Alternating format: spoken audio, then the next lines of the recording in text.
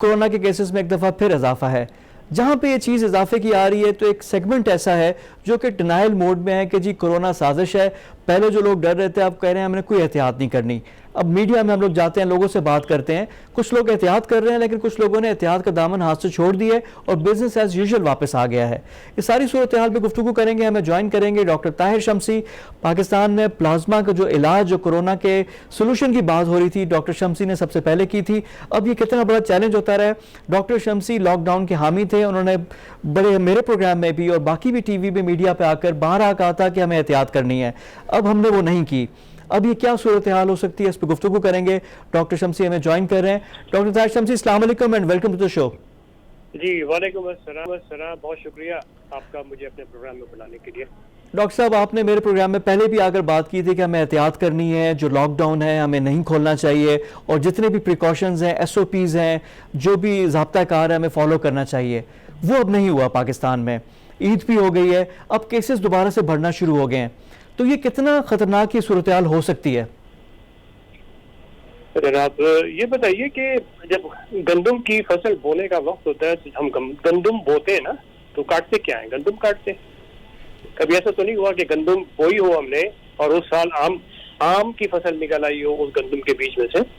तो जो हमने बोया इस कोरोना के सिलसिले में बहैसियत कौम, वो अब फसल पककर तैयार हो रही है। हमने जितनी बेएहतियाती की, जितना हमने मजाक समझा, जितना हमने अपनी हुकूमती इदारों की जो अपीलें चल रही थी कि हमने एहतियात करनी है, हमें सोशल डिस्टेंसिंग करनी है, उसको एक मजाक बना के रख लिया। हम लोगों ने खुद ही किया ना। तो अब जो तादाद आपको नजर आ रही है ये शायद 10 to 20% है टोटल नंबर्स किया इस वक्त। अब जो सूरत हाल मैं आपको अगर बताऊं, एक तो वो नंबर्स हैं जो हुकूमत दे रही है, जो 7,000, 8,000, 10,000 टेस्ट करने के बाद बता देते हैं 2,000 पूरे पाकिस्तान में आए। यहाँ पर उस नंबर को टेस्ट करने की कोशिश ही नहीं की गई जितनी आपकी कैपेसिटी है। अगर 30,000 की कैपेसिटी है आपकी, 30,000 टेस्ट आप अगर करें, इस वक्त जो पॉजिटिव रेट आ रहा है वो 24% और 25% का आ रहा है। तो 30,000 में से कम भी 8,000, 9,000 लोग जो हैं वो अगर 30,000 टेस्ट करेंगे तो 8,000 अफराद में निकलेगा कोरोना।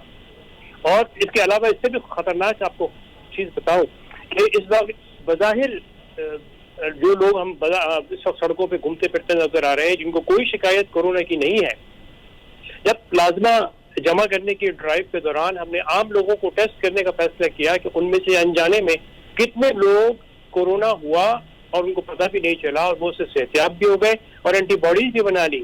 20% अफराद आपके माशरे में इस वक्त ऐसे घूम रहे हैं जिनके अंदर कोरोना की एंटीबॉडीज बन चुकी है। यानी उनको हुआ और वो ठीक भी हो गए। ये ठीक भी हो गया, पता ही नहीं चला हुआ क्या है। लेकिन डॉक्टर साहब देखिए, अब इस पे अपराध जो है, अब ये तो हम लाखों की बात कर रहे हैं इस वक्त। यानी आप जो बात कर रहे हैं कि अगर 4 बंदों का टेस्ट करें तो हर पाकिस्तान में हर चौथे बंदे को, यानी 4 में से 1 बंदे को कोरोना होगा। लेकिन सर पूरी जिम्मेदारी के साथ उनको हो चुका। लेकिन सर अल्लाह के हुक्म से वो ठीक रहे।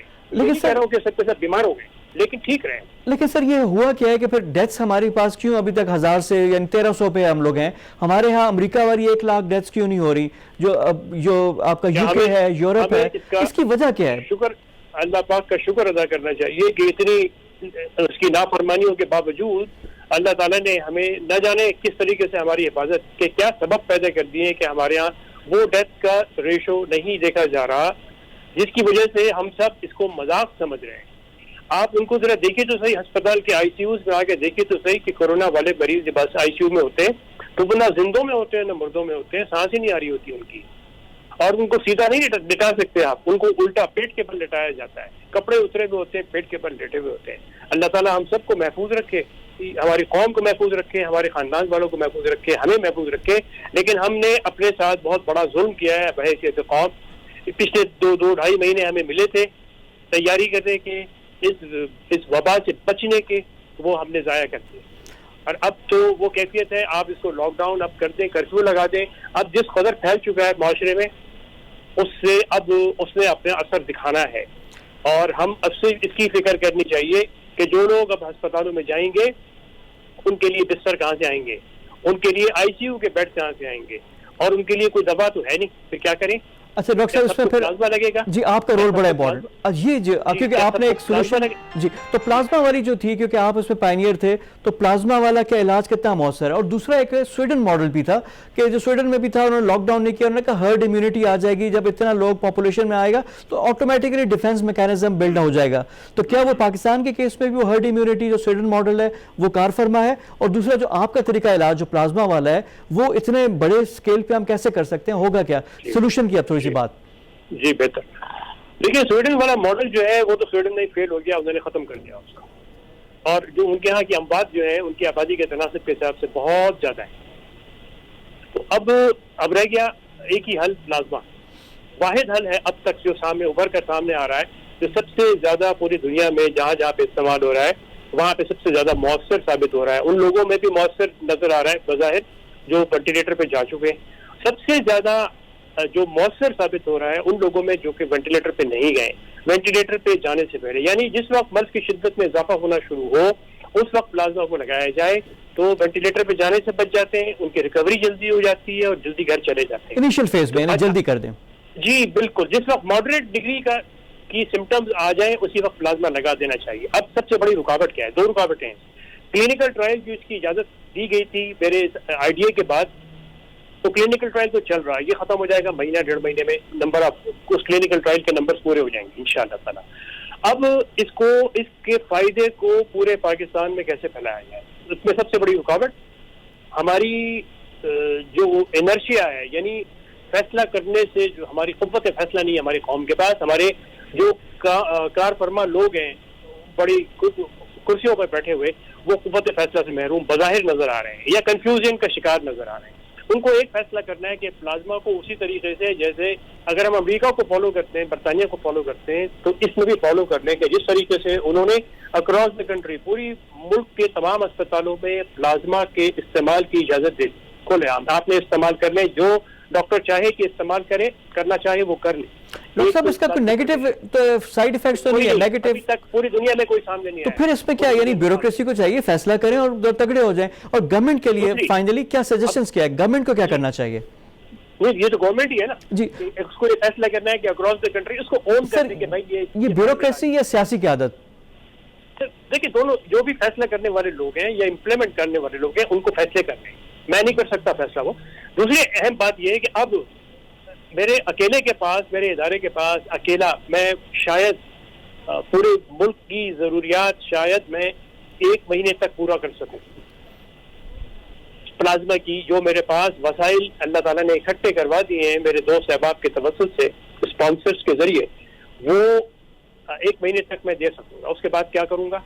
उसके बाद मेरे पास भी कुछ नहीं होता। तो अब जितने हेल्थ डिपार्टमेंट है, एनडीएमए है, उनको अपने अपने सूबों के लिए ये प्लाज्मा जमा करने का साजो सामान अब खरीदना पड़ेगा, बहुत जल्द खरीदना पड़ेगा, फास्ट ट्रैक में खरीदना पड़ेगा। इसका बंदोबस्त, इसकी ट्रेनिंग सब अब भाग दौड़ में करानी पड़ेगी। जो मैं पिछले 2.5 महीने से चीख रहा हूँ, चिल्ला रहा हूँ कि भाई अल्लाह के वास्ते अभी तैयारी कर लो, बहुत बुरा वक्त, ऐसा ना हो कि बहुत बुरा वक्त आ जाए और उस वक्त हम कुछ भी ना करने के काबिल हो। तो ये एक काम करना पड़ेगा। NDMA, national command and control, इनके ये फैसले करने कि अब हमें प्लाज्मा को निकालने के जो साजो सामान है उसका इमीडिएटली उसको मुहैया करना है, इसलिए कि हम पूरे मुल्क में फैलाने के लिए जा रहे हैं प्लाज्मा की दस्तयाबी को। तीसरी बात, लोगों को अब बहुत ही संजीदगी के साथ कोरोना से जो रिकवर हुए हुए लोग हैं उनको वापस आना पड़ेगा, अपने पाकिस्तानी बहन भाइयों की जानें बचाने के लिए अपना प्लाज्मा डोनेट करना पड़ेगा। अगर हम प्लाज्मा डोनेट करने के लिए आगे नहीं बढ़ेंगे तो यहाँ पे जो अमवात की शरह होगी शायद अमेरिका से भी ज्यादा होगी। जी डॉक्टर साहब, बहुत ज़रूरी आपने जो आखिर में बात की है कि जो लोग, क्योंकि पाकिस्तान में सेहतयाबी की भी टॉप 20 की लिस्ट में हम आ गए थे, अभी भी 22,000 से ज़्यादा लोग हैं जो रिकवर हो चुके हैं, तो they should come in numbers. और जिस तरह आपने कहा कि आम लोगों को टेस्ट किया जिनको कोरोना होकर ठीक हो गया, एंटीबॉडीज अगर डेवलप हो गई हैं, दे शुड कम। आपने 2 हफ्ते का मेरे प्रोग्राम में पहले आकर कहा था कि 2 हफ्ते के बाद इज आइडियल टाइम कि आकर अपना वो प्लाज्मा दें और डोनेट करें। जी बिल्कुल बिल्कुल ऐसा ही। जो लोग रिकवर हो चुके हैं उनके पास रिपोर्टें आ गई हैं कि हाँ वो ठीक हो गए, उसके ठीक 2 हफ्ते के बाद वो प्लाज्मा देने के काबिल होंगे, वो आगे आए। और 1 से ज्यादा मरतबा भी प्लाज्मा दिया जाता है, जी, और आपने कहा था हफ्ते के फर्क कि से। जी एक बंदे से कम आप 7-8 बंदों को आप दे सकते हैं प्लाज्मा एक जी बंदे बिल्कुल, जी हर हफ्ते आए, प्लाज्मा दें। एक दफा के प्लाज्मा से 2 अफराद के लिए की जाने बचाने के लिए प्लाज्मा दिया जा सकेगा आपको। तो अगर किसी ने 4 दफा प्लाज्मा दिया तो डोनेट कर दिया एग्जैक्टली तो 8 लोगों को प्लाज्मा मिल जाएगा।